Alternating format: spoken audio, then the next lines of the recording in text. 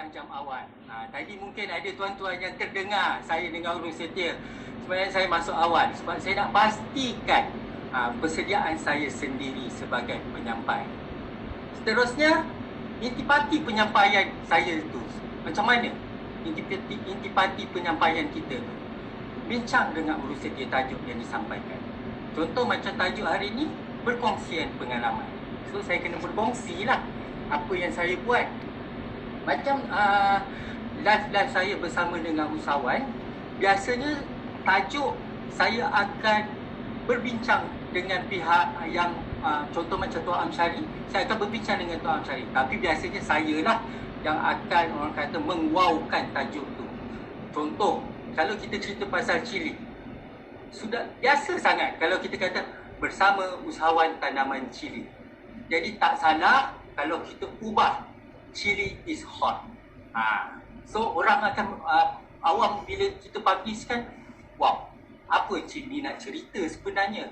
Apa yang hot? Sebab isu chili ke? Jadi ia menarik perhatian sebenarnya. Contoh macam empire keluarga. Padahal dia kek buah aja. Padahal dia warisan turun-temurun daripada ibu dia. Jadi kat situ kita memainkan peranan juga untuk kita membuat tajuk yang sebaiknya. Seterusnya kita cari maklumat-maklumat yang paling terkini. Kalau kita cerita pasal cili, mungkin isu-isu lambakan ke apa ke, so kita kena standby. Buat draft supaya apa yang cerita tidak tersasar. Okey, saya suka nak tunjuklah. Ni, saya ada buat draft daripada apa yang saya nak sampaikan hari ini. So saya di depan saya ni sebenarnya berlonggok berbagai benda ada, tapi tuan-tuan tak nampak lah. Kemudian fikir kemungkinan soalan-soalan dan jawapan kalau ada sesi soal jawab. Macam tu juga dengan soalan-soalan yang lain berkaitan dengan tajuk. Mungkinlah ada soalan-soalan yang berkaitan. Seterusnya buat slide yang mudah, tapi kita akan olah penceritaannya. Dan seterusnya buat latihan atas talian. Ni saya memang sentiasa buat lah. Seterusnya alatan. Okey, kalau tengok pada gambar tu memang saya ada macam-macam alatan. Saya gunakan meja kerja sahaja untuk membuat live. Sekarang pun saya berada di meja kerja saya. Cari pembantu untuk waktu memberi taklimat sekiranya perlu. Macam hari ni staf saya sendiri ada bersama dengan saya. Saya perlukan dia untuk membantu saya sedikit. Seterusnya semak sedia alatan yang perlu, sebaiknya ada sekarang semak. Seterusnya uji cuba alatan dan aplikasi yang perlu digunakan, dan jika ada sampel, pilih sampel yang bersesuaian. Contoh ya, depan saya ada bawa pisang. Kalau saya cerita pasal pisang, saya mestilah saya akan tunjukkan pasal pisang supaya saya dapat menarik perhatian audiens saya untuk melihat buah pisang. Dan tak salah kalau kita kupaskan pisang tu untuk memberi orang kata yang lebih menarik lah. So mungkin tak nampak ya. Tapi itulah yang saya selalu tunjukkan. Kalau ada pace masakan, kita tunjukkan pace masakan tu macam mana kita nak menarik perhatian pendengar-pendengar kita supaya orang tahu, oh, Jabatan Pertanian ada memberi khidmat IAT untuk pemprosesan pace makanan. Fikir rancangan lain jika berlaku masalah dari segi alatan. So standby telefon, standby mungkin hotspot dan sebagainya, dan carilah ruang yang sesuai. Di pejabat saya untuk di bilik gerakan saya sediakan mini studio, di mana untuk orang kata penyampaian yang lebih besar, mungkin saya bersama APT, saya akan gunakan mini studio saya. Dan kalau macam ni secara individu, saya akan buat di ruang meja kerja sahaja. Seterusnya semasa atas talian. Sekarang lah. Sekarang ni saya memang tengah atas penyampaian lah. So saya sendiri ni sekarang ni berkobar ni. Saya lebih membina keyakinan saya. Kemudian suara saya. Saya kena bersuara jelas. Bukan menjerit. Saya harap tuan-tuan dan puan-puan yang mendengar suara saya ni tak menganggap saya menjerit, tetapi suara saya adalah jelas. Seterusnya rupa paras, dan pakaian yang sesuai, kenalah kemas. Orang nampak, atas talian je kot, kenapa nak buat benda ni? Sebab kita kena ingat ya, bila kita orang kata jaga penampilan kita, orang kata tak serabut, jadi macam sedap mata memandang. So orang pun puji, wah pegawai ni kemas saja. Tu pada pandangan saya lah. Kemudian kita sediakan minuman, sediakan tisu di tempat yang berhampiran. Atas meja saya ni ada tisu, semualah. So ni orang kata ini kontingensi dan sebagainya. Elakkan bergaru-garu. Kadang-kadang tengah-tengah kita live, kita nak korek hidung, korek telinga dan sebagainya. Kemudian bahasa. Bahasa tu untuk persembahan yang secara bersahaja, saya biasa gabungkan penggunaan bahasa Melayu dan juga bahasa Inggeris.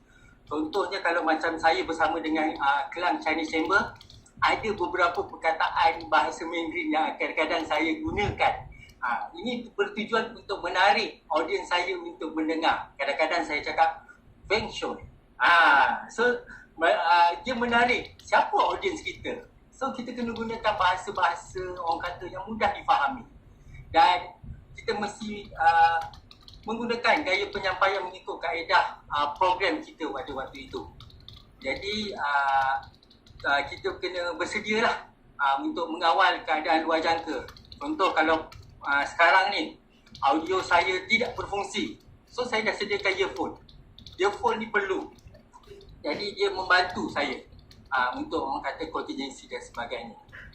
Dan seterusnya dari segi intipati penyampaian saya itu sendiri, saya kena baca isi dengan jelas dan huraikan mengikut urutan. Tak boleh lah saya baca nombor 3 dulu, kemudian nombor 2. Jadi saya punya pendengar pun mesti tak selesa. Elak pusingkan slide ke depan, ke belakang. Sebab tu sewaktu live ni orang kata perfect tu perlu. So orang kata kita nak bagi yang mudah, penyampaian kita mudah. Dan sekiranya contoh waktu saya buatnya adalah salah ejaan dan sebagainya, kita elakkan untuk membetulkannya. Sebaliknya, ambil ruang untuk membetulkan secara penyampaian atau dialog sahaja. Kerana dia akan mengganggu dari segi penyampaian. Seterusnya, alatan dan persekitaran. So, pembantu kena bersedialah bersama-sama saya jika perlu. Kemudian, tambah sumber cahaya. So, macam sekarang ni saya ada ring light. So, saya tambah ring light dekat tempat saya ni sendiri. Elak gangguan suara luar dan juga alatan kontingensi lah kena berada berdekatan. Okey, seterusnya saya berkongsi selepas penyampaian. Harap-harap tuan-tuan dan puan-puan tidak tidur ya untuk bersama-sama saya. Kerana saya juga perlukan feedback. Mungkin tuan-tuan dan puan-puan boleh tulis di ruangan chat feedback penyampaian saya pada hari ini. Okey, saya pergi kepada selepas penyampaian. Saya memang kena kejar masa sikit sebab saya rasa masa saya pun tak banyak diberi. Okey, pertama dari segi saya sendirilah. Untuk selepas penyampaian, saya biasanya dapatkan rakaman lintas langsung yang saya buat ataupun live yang saya buat. Okey, sebab apa?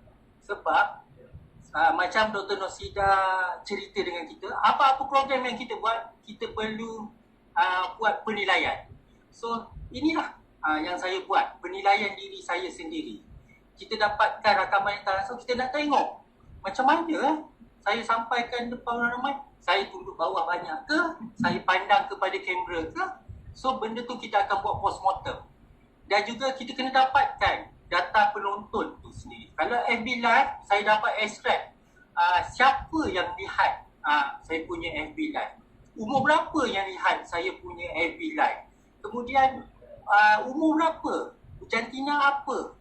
Dan juga saya tengok kadang-kadang saya ubah waktu live tu. Sebab saya nak tengok pukul berapa yang orang minat, berapa ramai orang yang lihat. Jadi daripada situ kita boleh ubah slot. Mungkin ramai orang suka slot IAT. Jadi saya akan lebihkan untuk slot IAT. Mungkin ramai orang suka tanaman herba, cili. So kat situ waktu kita penyampaian tu kita buat analisis data.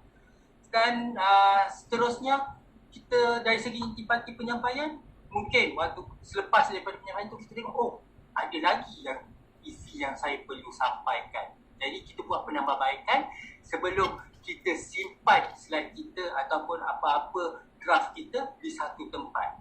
Bukan apa, kalau ada orang nak minta repeat tajuk yang sama, kita boleh gunakan sahaja. Dia akan menjimatkan lagi masa kita. Dan seterusnya dari segi alatan dan persekitaran, kita kena jaga baik-baik lah, sebab kita tahu alatan audio visual, lampu dan sebagainya ini mahal. Dan bukan mudah untuk kita perolehi. Jadi kita kena bersihkan, tutup dan simpan, serta kita mesti pastikan ia disusun di tempat yang sesuai. Ni saya tak sabar-sabar ni nak berkongsi beberapa lampiran video untuk bersama kita buat, orang kata sedikit kupasan lah bersama dengan tuan-tuan.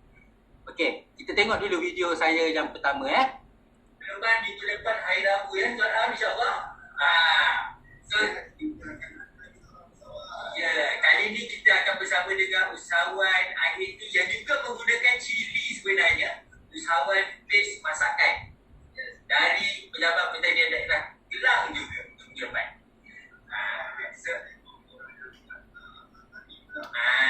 So jangan je. Okey. Daripada video ini, kalau tuan-tuan perasan, atas meja saya tu ada air, ada handphone, ada data. So benda-benda ni memang saya standby lah. Dan kalau apa yang saya nak tunjuk sini, tajuk bagi Gen U kali ni adalah potensi tanaman cili. So kalau tuan-tuan perasan, saya pakai background yang lain.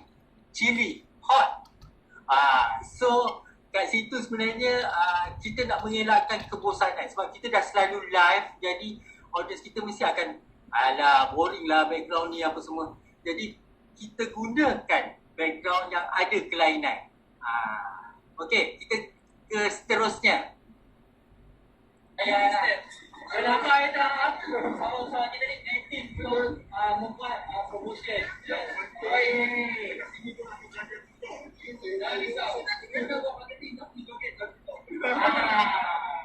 Okey, mana? Mana adik tadi? Okey. Untuk slide yang ni, ini memang saya buat kelainan di mana di waktu karnival saya dengan APIAT saya bersama dengan Tuan Amsyari tadi, kita ke satu-satu gerai membuat live di lapangan. Jadi pada saya ini adalah satu cara untuk kita tengok realitinya. So kita tahu bahawa hikmat jabatan adalah mempromosikan produk-produk IAT usahawan. Jadi kita memberi ruang promosi percuma kepada usahawan-usahawan. So itu hikmat kita. So untuk menunjukkan bahawa benda tu adalah real, benda tu adalah memang kita laksanakan, saya tukar cara penyampaian saya ke lapangan. Jadi secara tak langsung mereka yang melihat, oh jabatan memang melaksanakan aktiviti promosi. So nampak saya bercerita secara orang kata bertanpa, orang kata ada skrip dan sebagainya. Okey, saya teruskan kepada video yang seterusnya. Sesuai untuk masa.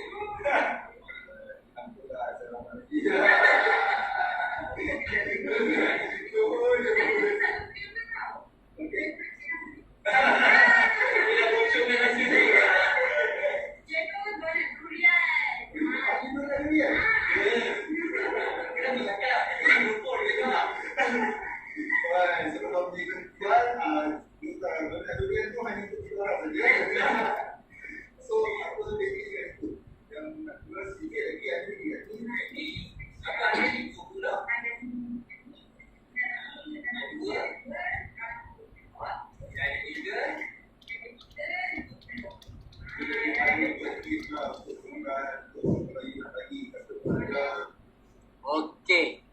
Untuk slot ini pula, kalau perasan dia ala-ala saya buat macam saya ambil ala-ala go shop. Di mana waktu karnival kita tahu usahawan menjual produk mereka. Jadi bagaimana peranan saya sebagai ejen pengembangan untuk lebih orang kata memperkenalkan lagi produk-produk usahawan saya. Jadi saya kena jadi macam wartawan go shop.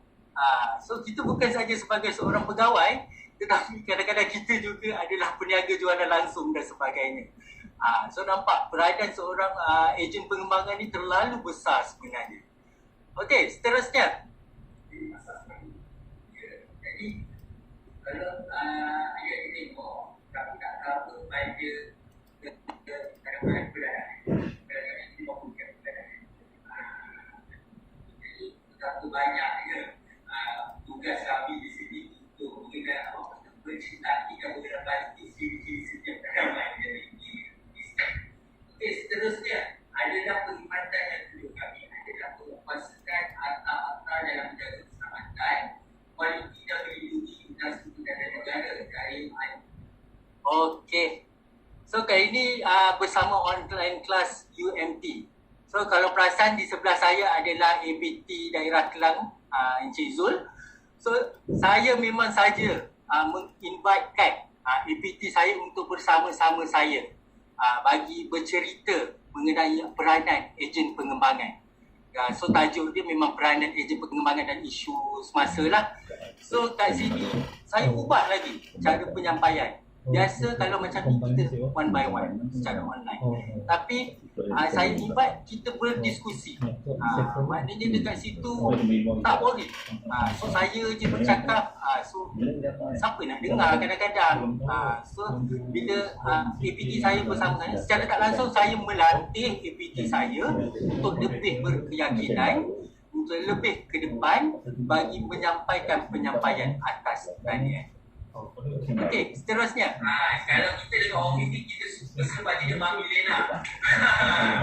Mami kita ya. Lagu-lagu manja gitu. Jadi untuk makluman pegawai ini akan in-charge untuk industri asas tani sahaja bagi daerah Kelang. Jadi kalau untuk mana-mana individu yang tak berurusan dengan industri asas tani dan jika tidak dapat berurusan dengan saya, boleh berhubung dengan pegawai saya, Puan Nur Lailawati. Okey. So perasan tak atas meja tu saya ada kurma, ada asam pedas.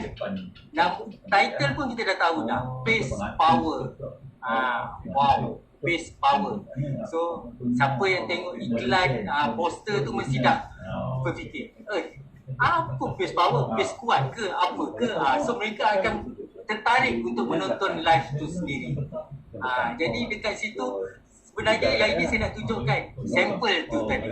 Kita mesti sampel yang sesuai. Saya makan sampel itu sewaktu live. Sekarang ni macam sekarang ni saya tak boleh makan lah sebab saya seorang. Tetapi kalau saya berforum, waktu orang lain bercakap, saya boleh makan, saya boleh tunjukkan sampel tersebut. Jadi ia adalah salah satu cara yang lebih menarik untuk kita mempromosikan perkhidmatan jabatan dan juga produk usahawan kita dengan lebih berkesan. Okey, seterusnya.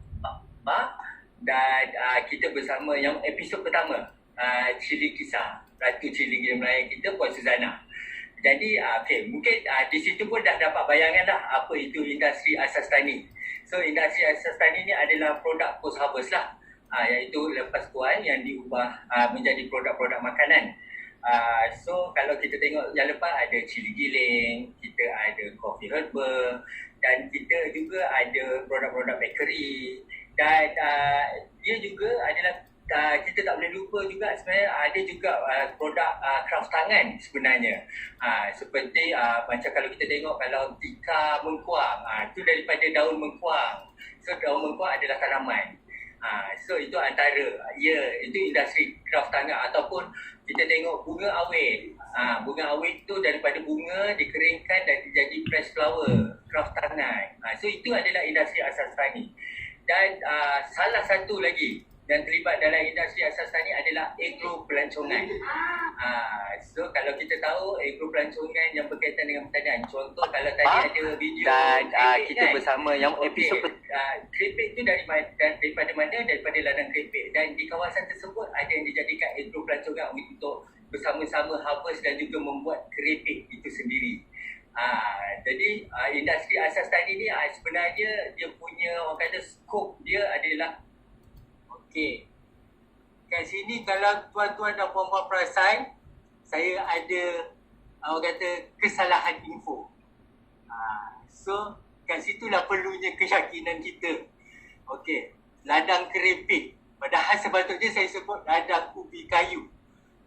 Jadi kat situ walaupun ni kita tetap kata apa, teruskan lagi penyampaian kita supaya penyampaian kita tu orang kata tidak tersekat-sekat dan sebagainya. Dan untuk special raya JPNS ni, saya waktu itu bersama saya adalah tuan-tuan pengarah dan juga penolong pengarah IIT dan juga komoditi di HQ Shah Alam. Jadi dekat situ sebenarnya kita punya live, maknanya saya kena sesuaikanlah. Apabila live bersama peringkat atasan, saya tak boleh nak terlalu orang kata huha-huha sangat. So kat situ saya kena orang kata menyeimbangi lah. So kalau nak tengok secara penuhnya, semua live saya ni memang saya linkkan di Facebook Pejabat Pertanian Daerah Kelang. Okey, tadi kita dah tengok pada video-video.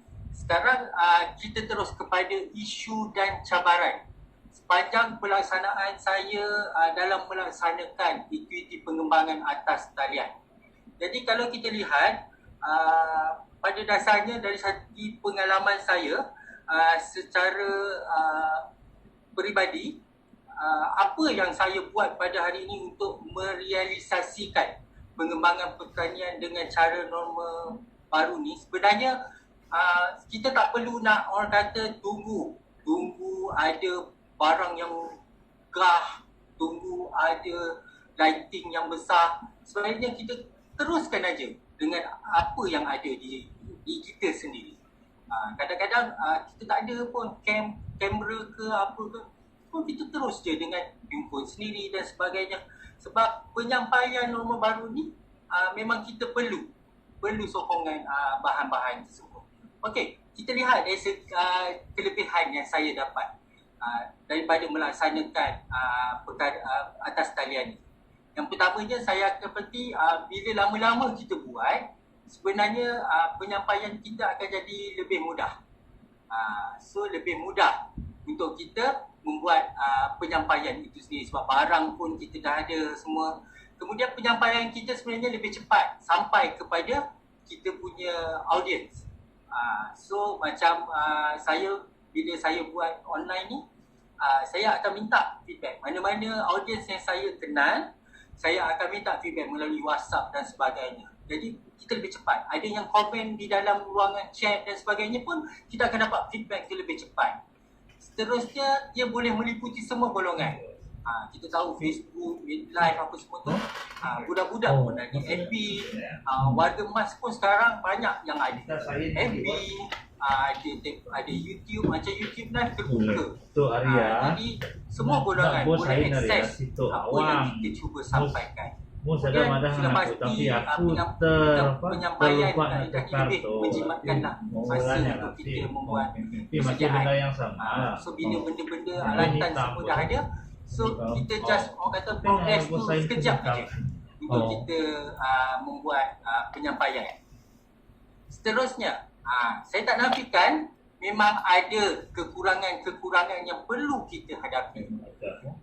So yang pertamanya, kita tahu bahawa teknologi atas talian ini adalah masih baru sebenarnya. Sikit je lah. So kalau masih baru, maknanya kita perlu praktik dan praktikkan berulang kali.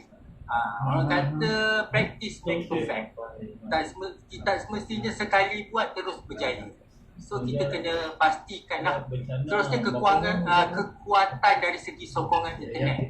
Macam saya bertuah kerana saya Pejabat Pertanian Daerah Kelang ni orang kata Pejabat Pertanian Kawasan Bandar. Jadi kekuatan sokongan internet tu orang kata bukan sesuatu kekurangan, tetapi ini pada pandangan saya lah mungkin Dia punya di fokus kawasan-kawasan tidak, luar tapi bandar, buah di dalam pejabat-pejabat tu yang yang orang berada tahu. di orang kata luar bandar. Lepas So tu ini dia, adalah antara kekurangan dia lah tunjuk bagi gambar kita menggunakan sistem itu aplikasi memang atas tahu tadi. orang So mana. mungkin Betul. pihak atasan boleh memikirkan bagaimana untuk membantu rakan-rakan saya ni untuk melaksanakan aktiviti pengembangan atas talian. Itu yang jadi masalah. Kemudian dari segi sokongan peralatan pada Kalau golongan ikut, berusia. memang semua Okey. tidak cukup.